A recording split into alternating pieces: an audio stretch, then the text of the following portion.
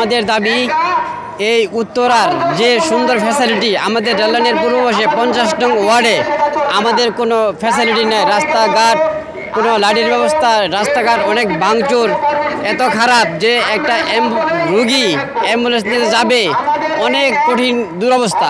আমরা bad tax এই 25 সালের আগে আমরা দিব না, আমরা কারণ উত্তরার মতো ফ্যাসিলিটি আমরা পাচ্ছি না। সিটি কর্পোরেশনের পক্ষ থেকে যে হোল্ডিং চার্জ নির্ধারণ করা হয়েছে, এক কথায় বলতে বর্তমানে উত্তরা আর আমাদের সমান সমান, অর্থাৎ আমাদের কোনো উন্নয়ন হয় নাই, কিন্তু আমাদের ট্যাক্স দায়িত্ব করছে সিটি কর্পোরেশন সমান, উত্তরার সমান।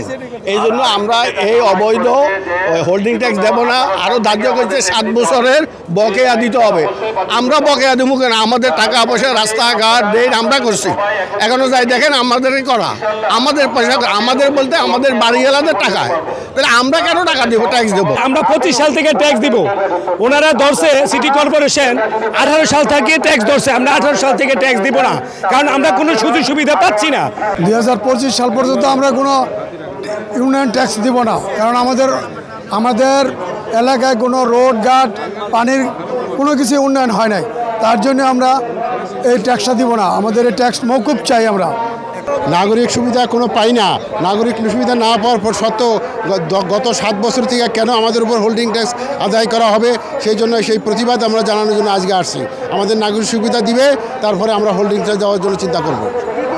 সব মশার বিরুদ্ধে সুরক্ষা দিতে এলো বসুন্ধরা এক্সট্রিম অ্যারোসল, মশার বিরুদ্ধে এক্সট্রিম সুরক্ষা। একটাই দাবি, বিগত ফেসিস্ট সরকার আমলে যে 7 বছরের বকেয়া দাবি আমাদের করতেছে, আমরা তা মানি না।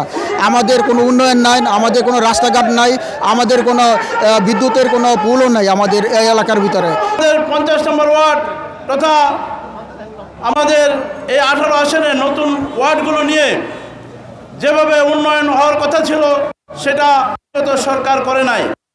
18 সাল থেকে আমাদের উপরে যে কর ধার্য করা হয়েছে সেটা আমরা কোনোভাবেই আমরা মানি না, কারণ আমাদের 18 সাল থেকে শুধু নামমাত্র আমাদের ওয়ার্ড ঘোষণা করা হয়েছে, সিটি কর্পোরেশনের কিন্তু কোনো উন্নয়ন করা হয় নাই, এবং বিদ্যুৎ এবং ড্রেনেজ ব্যবস্থা আমাদের কোনো উন্নয়ন হয় নাই।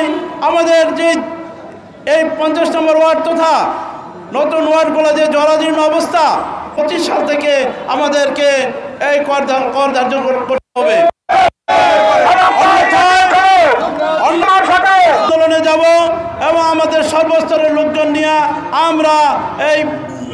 আমরা সিটি কর্পোরেশন অফিস ঘেরাও করব এবং আমরা আইনগতভাবে আমরা হাইকোর্টে মামলা করব, আমরা এটা রিট করব ইনশাল্লাহ।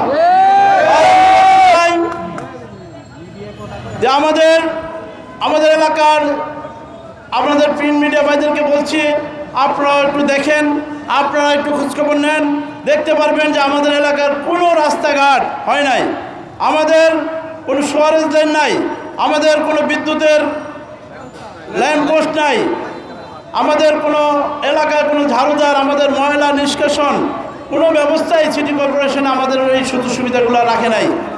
তাই আমরা বলতে চাই যে অচিরেই আমাদের নিয়ে বসে বা আমাদের এটা সমাধান করতে হবে, অন্যথায় আমরা বৃহত্তর আন্দোলনে যাব।